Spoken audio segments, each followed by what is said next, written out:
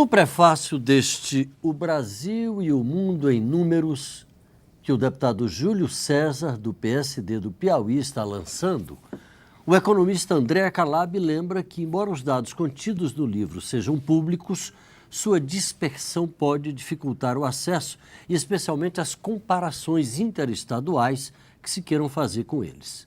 O autor facilita enormemente esse trabalho.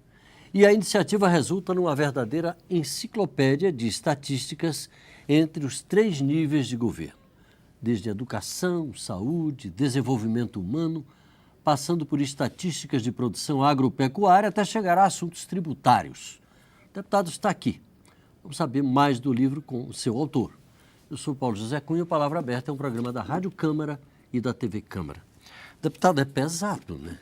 1,5 kg de livro aqui, no mínimo. Deve ter dado um trabalhinho juntar todos esses dados, né? Muito trabalho, isso é produto de estudo de 10 anos. Nós começamos numa tabela que eu chamava AZ, era o alfabeto. Depois nós fomos ampliando, lançamos em 2010 o Brasil em dados comparativos das unidades federadas. Só dados do Brasil. E fez uma revolução. Muitos economistas, muitos administradores pediram e nós encaminhamos para o Brasil todo. Eu me lembro do exemplar anterior, o primeiro era menorzinho, era mais modesto. Metade do volume desse. E esse nós ampliamos, botamos o Brasil e o mundo. Por que o mundo? Para comparar a grandeza do Brasil com todos os continentes, com todos os países do mundo, em todos os indicadores que são avaliados pela ONU. Todos são dados oficiais e que são admitidos aqui pelo IBGE. Além de botar o mundo todo e o Brasil no meio, nós ampliamos os dados do Brasil, todos comparados na avaliação absoluta, per capita e relativa. Para quê? Para que se possa ter uma noção da grandeza de determinados indicadores econômicos e sociais do nosso país, mas, acima de tudo, para aferir privilégios, que no nosso país temos muitos privilégios que estão sendo perpetuados pela força política ou pelo poder econômico que impera em determinada região ou em determinado estado do Brasil. E quando a gente olha os números, a gente percebe esses privilégios com muito mais vigor. Com muito mais vigor. Eles pulam das páginas. Além do mais, Paulo, nós também incluímos os municípios.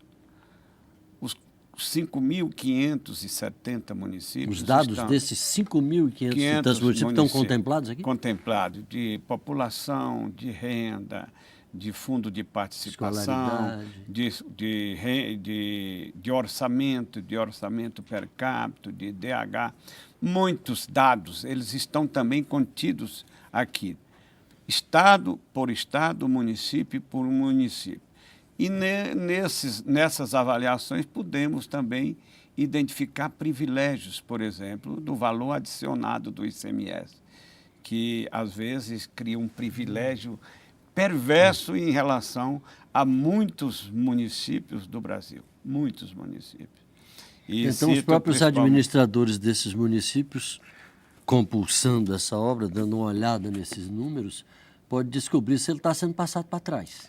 Sim, descobre sim. Além do mais, temos também todos os sistemas previdenciários do Brasil.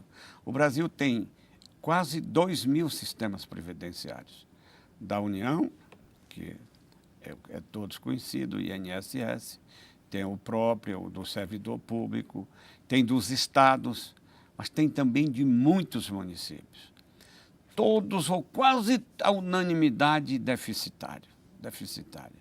Os que são superavitários são os sistemas novos, que ainda não deu tempo ainda de haver o desequilíbrio entre a receita e a despesa, porque eles ainda não estão pagando a aposentadoria.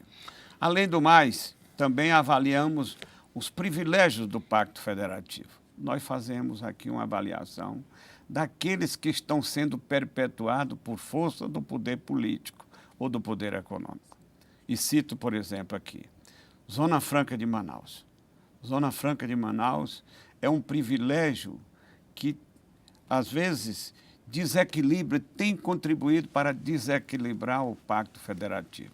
Quando se compara a Zona Franca de Manaus com o Nordeste, podemos ver o tanto quanto nós, que somos do Nordeste, que temos mais de 54 milhões de habitantes, que convivemos a cada 10 anos, pelo menos com 4, 5 ou 6 secas, com tanta diversidade, que temos uma população que tem renda per capita há mais de 70 anos, oscilando entre 45% e 47% da renda per capita brasileira, não cresce porque não tem aqueles privilégios que tem, por exemplo, a zona norte do nosso país. Então, lá cresceu e cresceu muito mais do que o Nordeste. E o Nordeste continua no mesmo lugar. Agora, deputado, eu queria só ver assim, a utilização prática desse material. A gente vê que os dados, pelo que o senhor já falou, e pelo que a gente pode observar, dando uma olhada rápida, os dados são riquíssimos, sobretudo a parte comparativa. Eu fiquei todo cobiçoso quando peguei aqui, porque, como todo jornalista, a gente toda hora está precisando de olhar um dado desse para colocar numa matéria, numa coisa, e aqui facilita muito. Agora, nesses tempos de cibernética, hoje tudo está na internet. Você pode entrar no site do TSE, no site da Receita, pegar esses dados lá do Ministério da Educação, etc. Qual é a vantagem de ter colocado isso tudo num único volume? A vantagem, primeiro, você não vai perder tempo em procurar. Segundo, para que você possa comparar, tem que ser nas mesmas datas. Esses dados que estão aqui, de todos os estados, de todos os países, eles têm a mesma data. Tudo 2013? Não, 2012, tem dado Sim, que até, mas é a mesma data. Então, você pode comparar, porque senão você vai para a internet, você não encontra uma data, 2011, 2012, encontra uma parte das informações. Aqui então, nós temos são milhões... fidedignas, porque estão todas na mesma comparado na mesma época, no mesmo raciocínio, no mesmo indicador, na mesma avaliação. Então, é uma coisa fácil de comparar.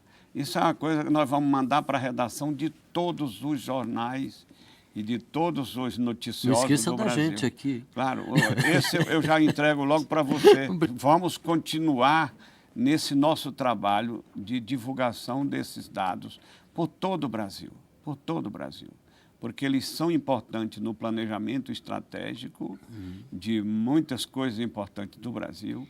Para você ter uma ideia, quem fez o prefácio foi o secretário de Fazenda do Estado de São Paulo. André Calab. André Calab. E quem fez a apresentação é o ex-governador, na época governador, quando fez, o Anastasia, aqui de Minas Gerais.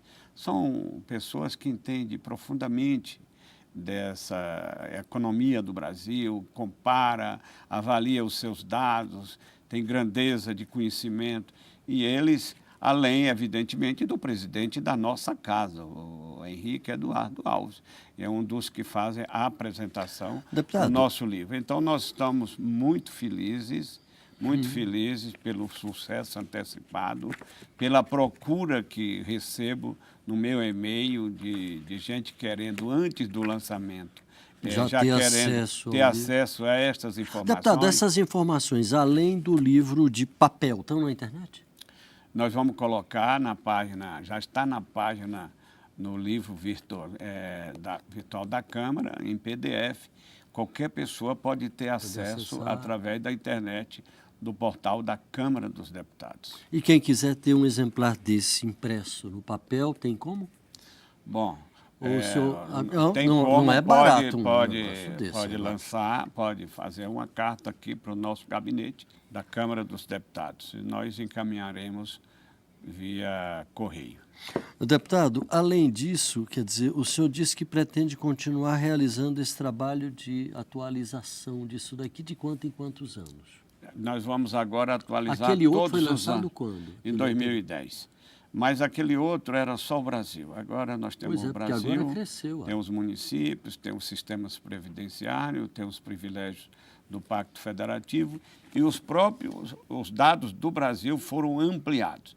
Então, nós vamos agora publicar todo ano, comparando ano a ano, para ver o que oscilou para mais ou para menos determinado indicador social ou econômico do nosso país.